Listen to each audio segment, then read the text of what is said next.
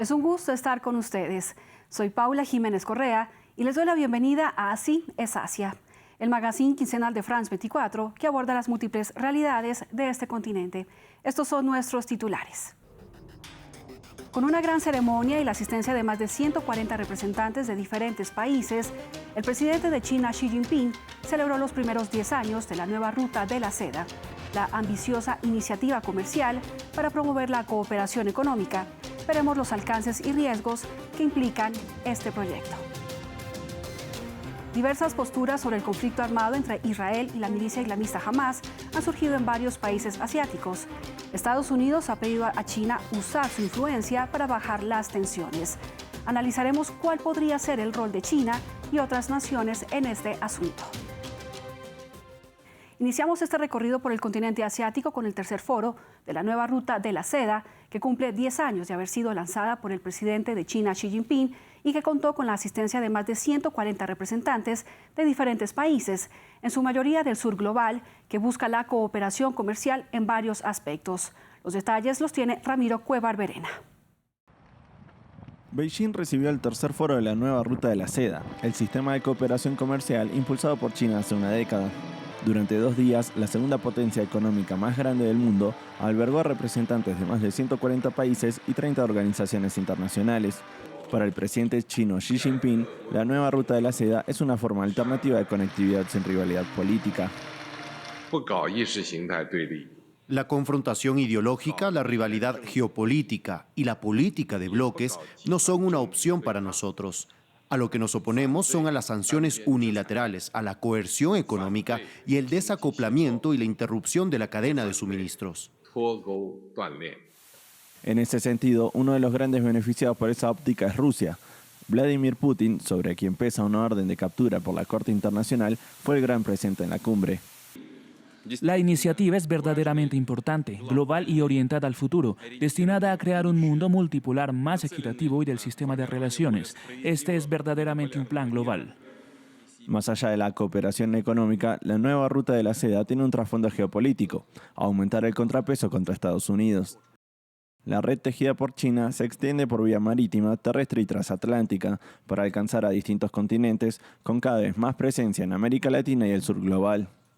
Presidentes latinoamericanos como el chileno Gabriel Boric y el argentino Alberto Fernández estuvieron presentes con la intención de profundizar los lazos con Beijing.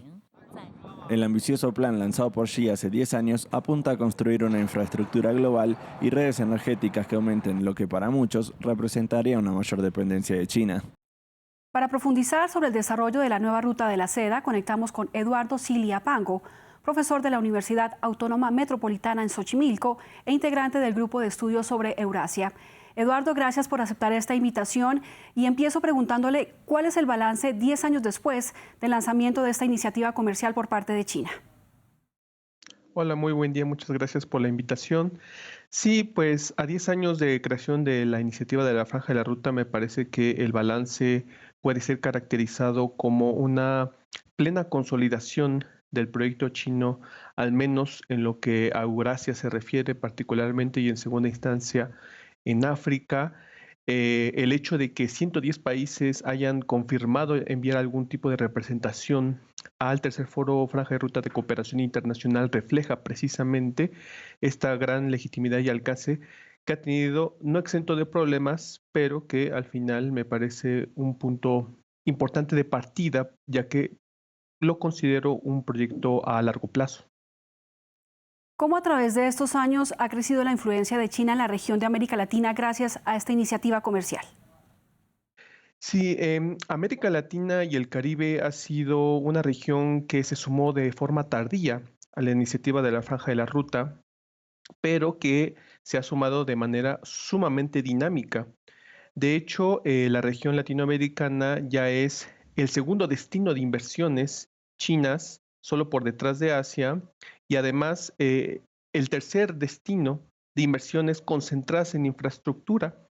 Recordemos que para este año 2023 ya 21 países habían firmado memorándum de entendimiento para sumarse a la iniciativa de la Franja de la Ruta, y además de que hay otros países, como es el caso de México, que sin haber firmado el memorándum de entendimiento han logrado constituir importantes inversiones por parte de China para la inversión, para la infraestructura en México. Entonces, es una región que se ha beneficiado mucho de este proyecto chino. Muchos países están endeudados y China ha dicho que reestructurará deudas, pero no las anulará. ¿Cuál es la situación de los países con menos recursos que hacen parte de este proyecto? Sí, el problema o la preocupación por la denominada trampa de la deuda es algo que muchos países toman en cuenta, sobre todo al momento de buscar unirse, no solo a la iniciativa de la Franja de la Ruta, sino también a solicitar recursos por parte del Banco Asiático de Inversión en Infraestructura o del Fondo Ruta de la Seda. Pero bueno, me gustaría destacar que China ha sido un actor que ha aprendido sobre la marcha en este nuevo papel de donante o de fuente de inversiones y lo que pasó en el puerto de Hambantota en Sri Lanka, que es como el ejemplo que muchos toman en cuenta para ejemplificar esta situación de la trampa de la deuda, ya no se ha repetido precisamente por este ejercicio de aprendizaje que China tiene como nuevo actor, fuente de inversiones en materia de infraestructura, de manera que se negocian de forma bilateral la situación de la deuda y cómo se puede pagar, y ya depende de cada país su capacidad de pago o su manera incluso de pago, y se establecen los términos bajo los cuales el crédito pueda ser extendido. Ahora, Eduardo, quiero que hablemos sobre la postura de varios países frente al conflicto entre Israel y el grupo islamista Hamás, recrudecido desde el pasado 7 de octubre cuando lanzó un ataque contra territorio israelí. Desde entonces, los ataques mutuos se han intensificado, dejando miles de muertos y heridos, en su mayoría civiles, tanto en Israel como en la Franja de Gaza, así como al menos 200 israelíes secuestrados por Hamás. Frente a esto, Estados Unidos ha pedido a China que use su influencia en Medio Oriente para evitar que otros países y grupos armados se involucren. Recordemos que en marzo pasado, Arabia Saudita e Irán reanudaron sus relaciones gracias a la mediación china. Eduardo, ¿realmente China puede desempeñar un papel en este tema? ¿Tiene la suficiente influencia como para mostrarse como un nuevo mediador? Porque recordemos que China también no ha condenado el ataque de Hamás contra la población israelí, pero sí ha señalado que Israel se está excediendo en su derecho a la autodefensa con sus acciones contra la Franja de Gaza. Sí, bueno, en el caso del papel de China ante el conflicto entre Israel y Palestina, me parece que la diplomacia china tiene importantes límites, a diferencia de otros escenarios como los que ya citaste, ya que China tiene muchos intereses, tanto geopolíticos, o los ha tenido históricamente, tanto geopolíticos como económicos con Israel, y esos sobrepasan por mucho los que tiene con Palestina. Por citar un dato, para el 2022, China e Israel intercambiaron mercancías por concepto del valor de 230.000 millones de dólares, de 23.000 millones de dólares, si no me equivoco, mientras que para el caso del comercio entre China y Palestina solamente fue de 130 millones de dólares. Entonces, bueno, esto habla de que China enfrenta un escenario difícil para su propia diplomacia, ya que se enarbola como líder del denominado sur global, lo que implicaría respaldar precisamente la causa palestina, y lo cual ha hecho históricamente, pero tiene importantes intereses comerciales con Israel, lo que dificulta mucho que pueda surgir como mediador. Sí lo ha estado intentando. De hecho, históricamente, en 1984 y 1989, China se propuso como mediador para resolver el conflicto entre Israel y Palestina.